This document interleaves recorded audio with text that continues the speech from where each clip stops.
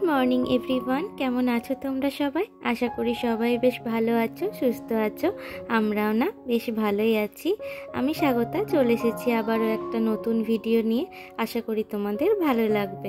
যারা আমার চ্যানেলে নতুন দেখছো তারা প্লিজ আমার চ্যানেলের ভিডিওগুলো যদি ভালো লাগে আমার চ্যানেলটিকে সাবস্ক্রাইব করে দিও। আর যারা অলরেডি কাজটা করে রেখেছো তাদের অসংখ্য ধন্যবাদ। আর আজকে হলো রবিবার, সকাল 9টা মতো বাজে। এখন থেকে তোমাদের সাথে নিয়ে আমি আমার ব্লগটা স্টার্ট করছি। তো আজকে যেহেতু রবিবার, তো সেই জন্য ও সকালে একাই বাজারে যায়, কিন্তু আজকে মন হলো আমার বাজারে আসতে। তো সেই জন্য চাটা খেয়ে বেরিয়ে পড়েছি এই যে বাজারে।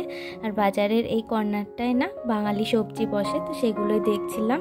আর এইটা হলো অনেকটাই বড় বাজার, এখানে অত বাঙালি সবজি পাওয়া যায় না। এখানে সব যে অবাঙালিরা যে খাবারগুলো খায় সেই টাইপের সবজি পাওয়া যায়। আর দেশের সবজি শুধু রবিবারে রবিবারে এসে এখানে বসে।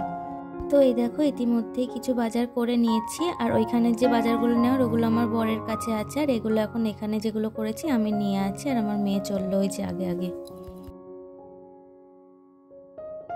এই যে বাজার থেকে চলে আসলাম, প্রায় 12টা বেজে গেছে। আর মা বাড়ি থেকে কিছু জিনিস পাঠিয়েছে, সেগুলো আনতে গিয়েছিলাম, তো সেই জন্য একটু দেরি হয়ে গেছে। তো এসেই সঙ্গে সঙ্গে আমি এই যে চিকেনটা ধুয়ে নিচ্ছি। আগে চিকেনটা বসিয়ে দেবো, তারপরে আমি সবজি বাজারগুলো সব গুছিয়ে রাখবো।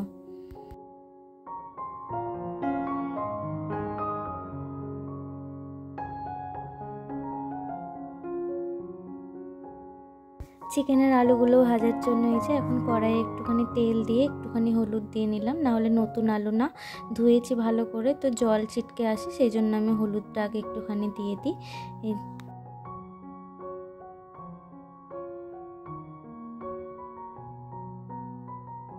আজকে সকালে উঠেই যেহেতু চাটা খেয়ে বাজারে চলে গেছিলাম, তো রান্নাঘরের জানলাগুলো খোলা হয়নি। আলুটা যেই দিয়েছি দেখছি রান্নাঘরের মধ্যে পুরো ধোঁয়া হয়ে গেছে, তো আগে জানলাগুলো খুলে নিলাম।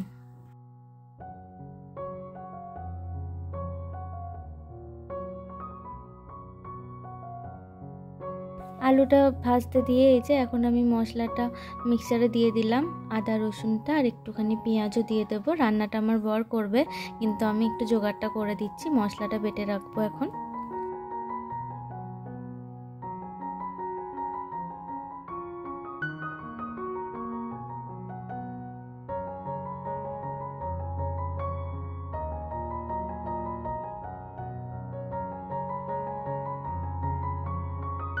এই যে মশলাটা করে নিলাম, এদিকে দেখলাম ভাতটা হয়ে গেছে, তো ভাতটা আগে নামিয়ে নেব, তারপরে বাজারগুলো সব ভালো করে গুছিয়ে রাখবো।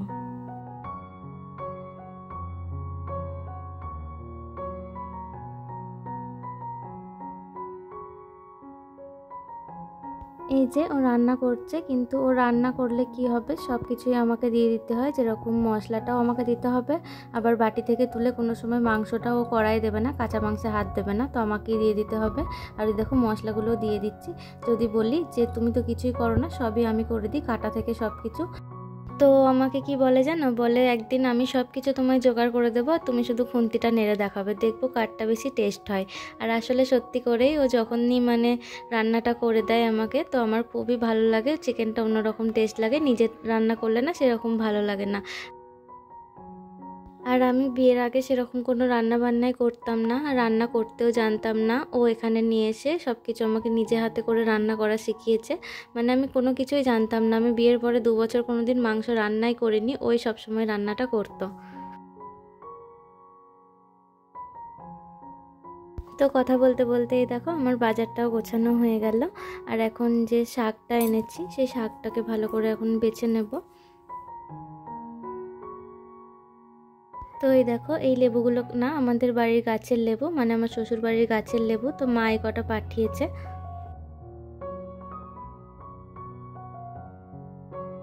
শাকটা অর্ধেকটা বাঁচতে বাঁচতে ও বললো যে মাংসটা অর্ধেক কষানো হয়ে গেছে, তো দইটা একটুখানি ফাটিয়ে দাও, তো সেই জন্য আমি দইটা ফাটাতে আসলাম এখন। আর আজকে মাংসটা না বেশি ঝোল করব না, একটু কষা কষা করব, তো এই জন্য একটু বেশি করে দই দিলাম।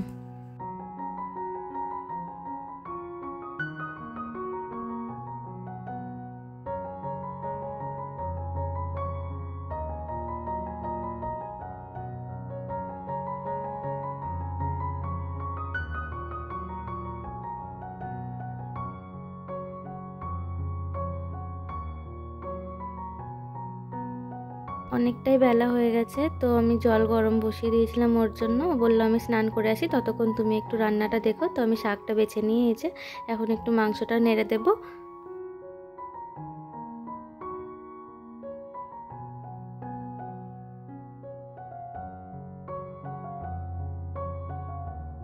আমি না বাজারে যখনই এই শাকটা দেখি এটাকে না নিয়ে থাকতে পারি না। আরও অনেক রকম শাক ছিল, কিন্তু জানি না এই শাকটার প্রতি আমার কেন এত দুর্বলতা। আমার এটাকে শিম আর বেগুন দিয়ে ভাজা খেতে প্রচণ্ড ভালো লাগে, তো সেই জন্য যখনই দেখি তখনই নিয়ে আসি।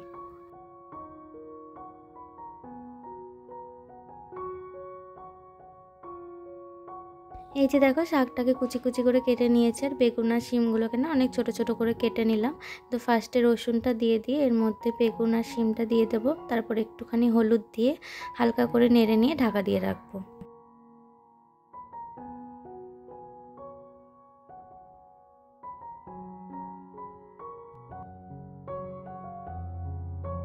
বেগুন আর শিমটা হালকা সিদ্ধ হয়ে গেলে তারপরে এই শাকটা দিয়ে দিতে হবে। তারপর হালকা করে নাড়াচাড়া করে নিয়ে নামিয়ে নিলেই হয়ে যাবে। তো রান্না প্রায় হয়ে গেছে। এই যে শাকটাও ভাজা হয়ে গেল, এখন আমি চানটা করে আসবো তাড়াতাড়ি করে। আর এই যে চানটা করে এসে এখন আমি ওকে ভাতটা বেড়ে দিচ্ছি। অনেকটাই দেরি হয়ে গেছে, আজকে আর সেরকম কিছু রান্না করিনি, শাক ভাজা আর মাংসটাই করেছি। আর মা বাড়ি থেকে যে লেবুটা পাঠিয়েছিল সেটাই এক ফালি দিয়ে দিলাম। আমাদের বাড়ির লেবুগুলো না খুবই সেন্ট আর খুবই টেস্টি খেতে।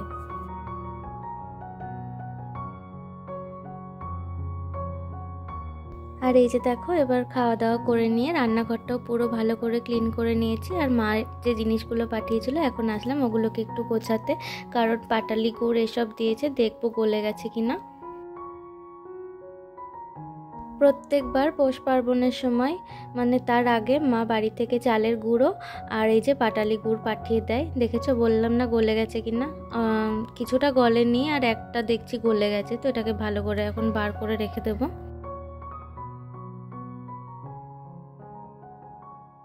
এখানকার রেডিমেড যে চালের গুঁড়োগুলো পাওয়া যায় সেগুলোর পিঠে খেতে একদমই ভালো লাগে না, কেমন শক্ত হয়ে যায়। তো মা প্রত্যেকবার এই আতপ চাল বাড়িতে ভেঙে তারপরে গুঁড়ো করে তারপরে পাঠিয়ে দেয় আমার জন্য।